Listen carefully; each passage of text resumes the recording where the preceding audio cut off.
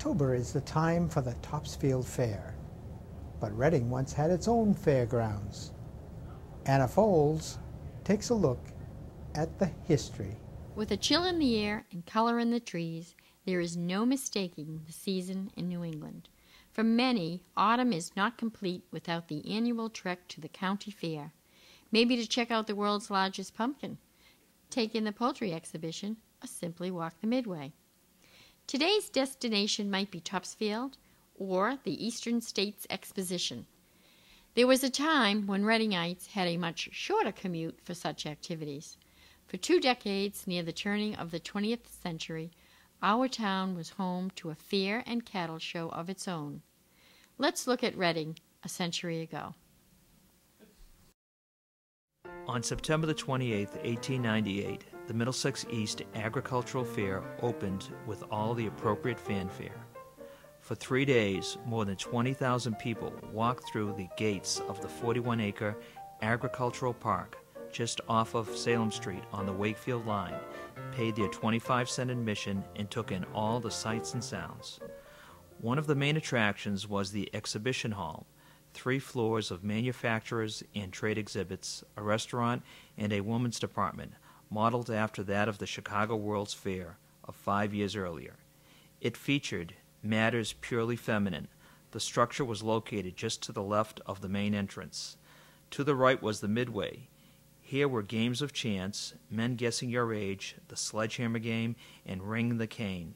Found also were the refreshment stands, popcorn and peanut men, and the steam carousel. The focal point of the fair was the racetrack. The half-mile oval, complete with a 3,000-seat grandstand, was the site of horse races, bicycle competitions, and parades. On the track's infield was the vaudeville stage. For the amusement of the fairgoers were such acts as Harry Mosier, Trick Bicyclist, the Lafayette Quadrille performing ragtime, Bennett and Marode with their intelligent donkey, and Adric Senecal juggling with his feet. Feature acts included the Van Nortons, who would dive from a height of 75 feet into a 5-foot reservoir. The McBride brothers took turns shooting each other from a cannon. High wire acts and Gilbert and his goat circus. The paper said there is nothing like it in the world. The most popular act year after year was the daily balloon ascension. Professor Bonnet, and in later years Charles Allen, and still later Professor Mott and his lovely assistant Miss Van Bruch, would soar into the sky over Quannapowitt Park, only to have the balloon suddenly deflate, and then its occupants would parachute safely back to Earth. The fair attracted people from far and wide, and its management was represented by many surrounding towns. Fair President Frank Bennett hailed from Saugus. Other officers came from Stoneham, Wakefield, and Reading. Participants also came from many communities, although it was generally conceded that the Reading ladies had the best display in point and Battenberg lacework and embroidery. The Stoneham ladies excelled in china painting. Advertisements touted the fairground are of easy access, electric cars from all points landing patrons at the gate. During the fair, cars will run directly from the Boston and Maine station in Reading. The fair was always on the cutting edge.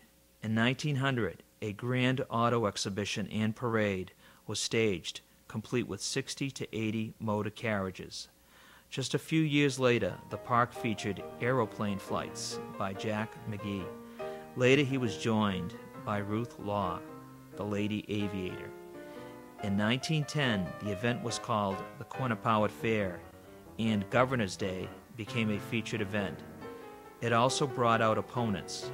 On one day of the fair, candidate Norman H. White expressed regret at the non-appearance of Governor Foss, who, he said, might tell us what he had not done for agricultural interests.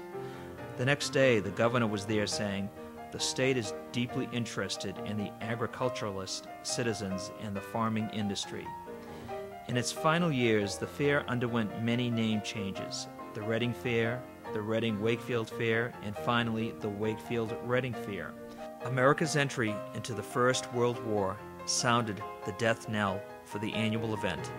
Despite strong attendance, 1917 saw the last edition.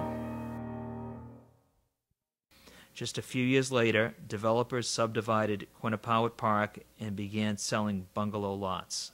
The advertisements touted the charm of the site. It's near a lake where you can enjoy boating, fishing, and bathing. Today, in place of the fairground, is a residential neighborhood hidden just off of Salem Street, right on the Wakefield town line. Gone are the horse races, the live entertainment, pitchmen, and hawkers on the midway. One piece of the area's past lives on, though. One of the residential streets is in the shape of a semicircle, tracing one half of the horse track of another era. Appropriately, it is called Track Road.